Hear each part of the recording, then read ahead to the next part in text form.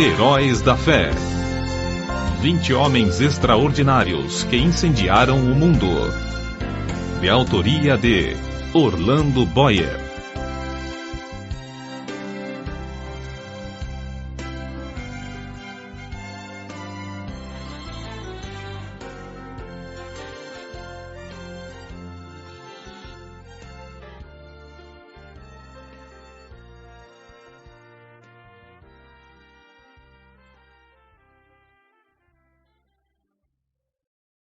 Apresentação.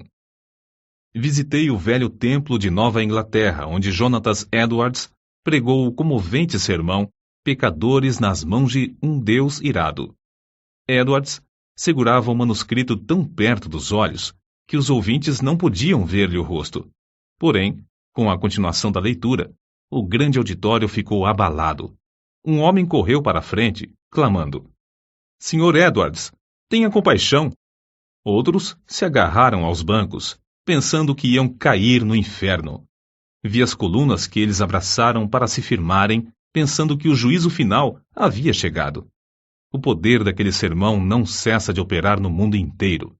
Mas convém saber algo mais da parte da história geralmente suprimida. Imediatamente antes desse sermão, por 3 dias, Edwards não se alimentara. Durante 3 noites, não dormira. Rogara a Deus sem cessar: "Dá-me a Nova Inglaterra." Ao levantar-se da oração, dirigindo-se para o púlpito, alguém disse que tinha o semblante de quem fitara, por algum tempo, o rosto de Deus. Antes de abrir a boca para proferir a primeira palavra, a convicção caiu sobre o auditório. Assim escreveu J. Wilbur Chapman acerca de Jonathan Edwards. Esse célebre pregador, contudo, não foi o único que lutou com Deus em oração. Ao contrário, depois de lermos cuidadosamente as biografias de alguns dos maiores vultos da Igreja de Cristo, concluímos que nunca se pode atribuir o êxito de qualquer deles unicamente a seus próprios talentos e força de vontade. Certamente um biógrafo que não crê no valor da oração, nem conhece o poder do Espírito Santo que opera nos corações, não mencionaria a oração como sendo o verdadeiro mistério da grandeza dos heróis da fé. Lemos, por exemplo, 2 livros, bem escritos, sobre a vida de Adoniram Judson. Quando estávamos quase a concluir que houvesse alguns verdadeiros heróis da Igreja, realmente grandes em si mesmos, encontramos outra biografia dele, escrita por um de seus filhos, Eduardo Judson. Nessa preciosa obra, descobre-se que esse talentoso missionário passava diariamente horas a fio, de noite e de madrugada, em íntima comunhão com Deus, em oração. Qual foi, então, o mistério do incrível êxito dos heróis da fé da Igreja de Cristo? Esse mistério foi a profunda comunhão com Deus que esses homens observaram. Devemos confessar que a bibliografia a seguir muito nos inspirou ao fazer esta obra. Jerônimo Savonarola, de Lawson; Martinho Lutero, de Lindsay, Lima, Olson, Stewart, Canuto, Saussure, Knight Anglin e Frantschan; João Bunyan, de Gulliver e Lawson; Jonathan Edwards, de Allen, Hickman e Howard; João Wesley, de Beltaz, Lawson, Telford, Miller, Fitchett, Winchester, Joy e Byers; George Whitefield, de Gladstone, Lawson e Olson; Davy Brainerd, de Smith, Harrison, Lawson e Edwards; Guilherme Carey, de Harrison, Dalton, Olson e Marshman; Christmas Evans, de Davis e Lawson; Henrique Martin, de Harrison e Page; Adoniram Judson, de Harrison e Judson; Carlos Finney, de Day, Belts e Finney. As seguintes obras sobre a vida de outros homens de Deus, heróis também, que figuram neste audiolivro, também nos inspiraram: George Miller, Dave Livingstone, João Patton, Hudson Taylor, Carlos Spurgeon, Pastor Hissey, Dwight Lyman Moody, Jonathan Goforth. Não empregamos aqui a palavra herói no sentido pagão, isto é, de grandes vultos humanos divinizados. A Bíblia fala de homens ilustres em valor, os valentes, os fiéis, os vencedores. A vida desses homens foi que nos inspirou com seus sermões ardentes e empolgantes. Muitos crentes ficam satisfeitos por apenas escapar da perdição. Eles ignoram a plenitude da bênção do Evangelho de Cristo. Romanos, capítulo 15, versículo 29. A vida em abundância, João, capítulo 10, versículo 10, é muito mais do que ser salvo, como se vê ao ler as biografias referidas. Que o exemplo dos heróis da fé nos incite a procurar as bênçãos sem medida, citadas em Malaquias, capítulo 3, versículo 10. O autor. O Salvador espera e o mundo carece. Foi quando Stanley Smith e Carlos Studd se hospedaram em nossa casa que iniciei o maior período de bênçãos da minha vida. Antes, eu era um crente precipitado e inconstante. Às vezes ardia de entusiasmo, para depois passar dias inteiros triste e desanimado. Percebi que esses dois jovens possuíam uma coisa que eu não tinha, algo que lhes era uma fonte perene de sossego, força e gozo. Nunca me esquecerei de uma manhã, no mês de novembro, ao nascer o sol, quando a luz entrava pela janela do quarto onde eu meditava sobre as Escrituras desde a madrugada. A palestra que tive, então, com os dois moços, influenciou o resto da minha vida. Não devia eu fazer o que eles tinham feito? Não devia eu ser, também, um vaso, apesar de ser barro, para o uso do Mestre? Assim escreveu o amado e santo pregador F.B. Meyer sobre a sua mudança de vida que resultou em tanta glória para Cristo na terra. Iniciamos a leitura das biografias de alguns dos maiores servos de Deus. Não devemos reler e meditar sobre a fiel vida de Savonarola, a estupenda obra de Lutero, o zelo incansável de Wesley, o grande avivamento de Edwards, enfim, sobre cada história? Não devemos deixar cada herói hospedar-se conosco, como Stanley Smith e Carlos Studd hospedaram-se na casa de F.B. Meyer, para nos falarem e influenciarem, transformando-nos profundamente para todo o resto da vida?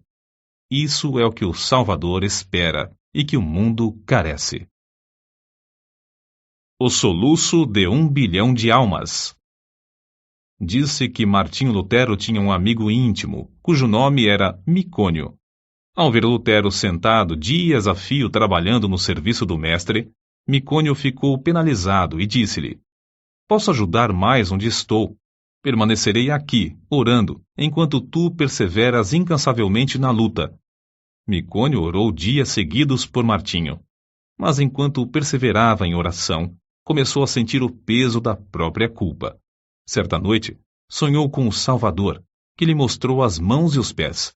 Mostrou-lhe também a fonte na qual o purificara de todo o pecado. "Segue-me", disse-lhe o Senhor, levando-o para um alto monte de onde apontou para o nascente. Micônio viu uma planície que se estendia até o longínquo horizonte. Essa vasta planície estava coberta de ovelhas, de muitos milhares de ovelhas brancas. Havia somente um homem, Martinho Lutero, que se esforçava para apacentar a todas. Então, o Salvador disse a Micônio que olhasse para o poente. Ele olhou e viu vastos campos de trigo brancos para a ceifa.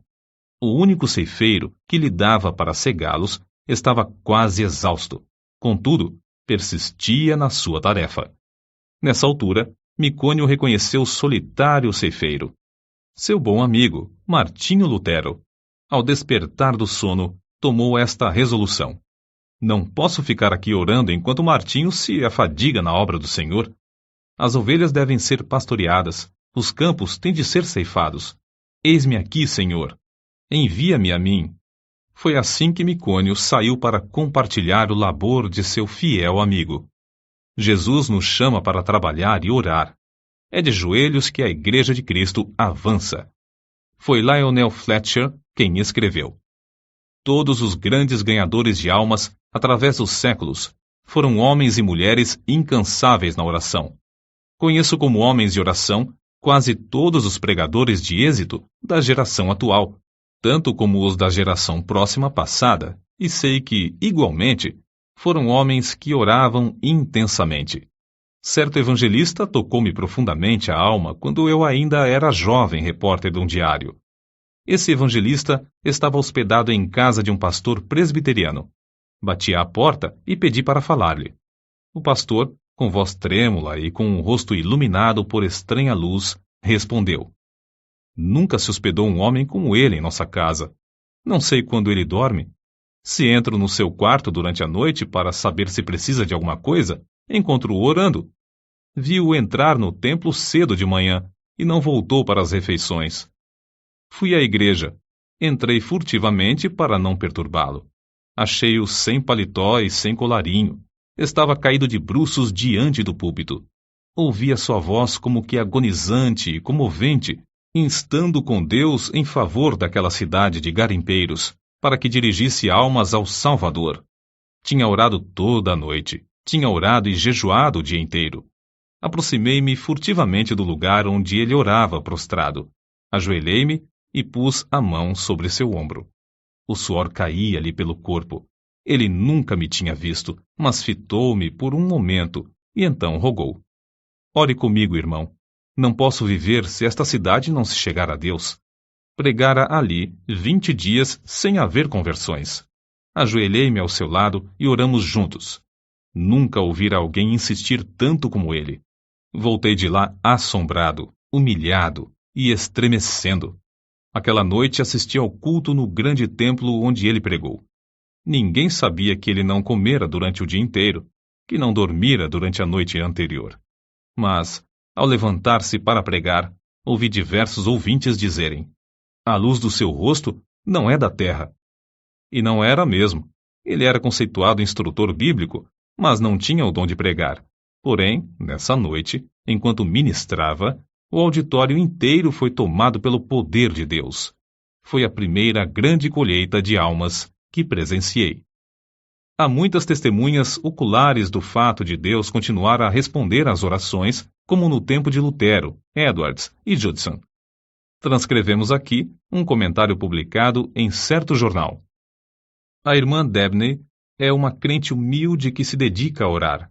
Seu marido, pastor de uma grande igreja, foi chamado para abrir a obra em um subúrbio habitado por pobres. No primeiro culto não havia nenhum ouvinte. Somente ele e ela estavam presentes. Ficaram desenganados. Era um campo dificílimo. O povo não era somente pobre, mas depravado também. A irmã Dabney viu que não havia esperança a não ser clamar ao Senhor e resolveu dedicar-se persistentemente à oração.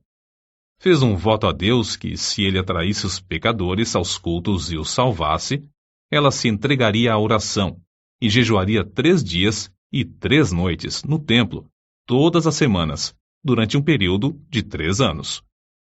Logo que a esposa daquele pastor angustiado começou a orar sozinha no salão de cultos, Deus começou a operar, enviando pecadores a ponto de o salão ficar superlotado de ouvintes.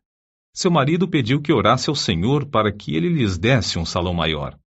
Deus moveu o coração de um comerciante para desocupar o prédio fronteiro ao salão, cedendo-o para os cultos. Continuou a orar e a jejuar 3 vezes por semana, e aconteceu que o salão maior também não comportava os auditórios. Seu marido rogou-lhe novamente que orasse e pedisse um edifício onde todos quantos desejassem assistir aos cultos pudessem entrar. Ela orou e Deus lhes deu um grande templo, situado na rua principal desse subúrbio. No novo templo, também a assistência aumentou a ponto de muitos dos ouvintes serem obrigados a acompanhar as pregações de pé, na rua. Muitos foram libertos do pecado e batizados. Quando os crentes sentem dores em oração, é que renascem almas. Os que semeiam em lágrimas cegarão com alegria. Salmos, capítulo 126, versículo 5. O soluço de 1 bilhão de almas na terra me soa aos ouvidos e comove o coração. Esforço-me, pelo auxílio de Deus, para avaliar, ao menos em parte, as densas trevas, a extrema miséria e o indescritível desespero dessa multidão de almas sem Cristo. Medita, irmão, sobre o amor do Mestre, amor profundo como o mar. Contempla o horripilante espetáculo de desespero dos povos perdidos, até não poderes censurar, até não poderes descansar, até não poderes dormir.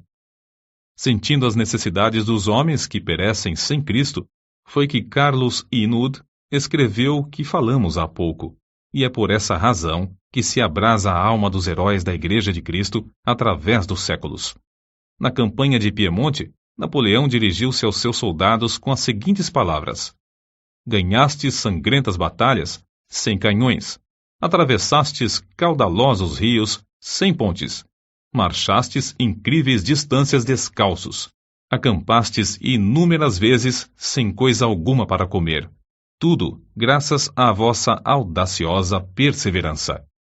Mas, guerreiros, é como se não tivéssemos feito coisa alguma, pois resta ainda muito para alcançarmos. Guerreiros da causa santa, nós podemos dizer o mesmo. É como se não tivéssemos feito coisa alguma. A audaciosa perseverança é-nos ainda indispensável. Há mais almas para salvar atualmente do que no tempo de Miller, de Livingstone, de Patton, de Spurgeon e de Moody. Ai de mim se não anunciar o Evangelho. 1 Coríntios, capítulo 9, versículo 16. Não podemos tapar os ouvidos espirituais para não ouvir o choro e os suspiros dos atuais 6 bilhões de almas na Terra, que não conhecem o caminho para o lar celestial.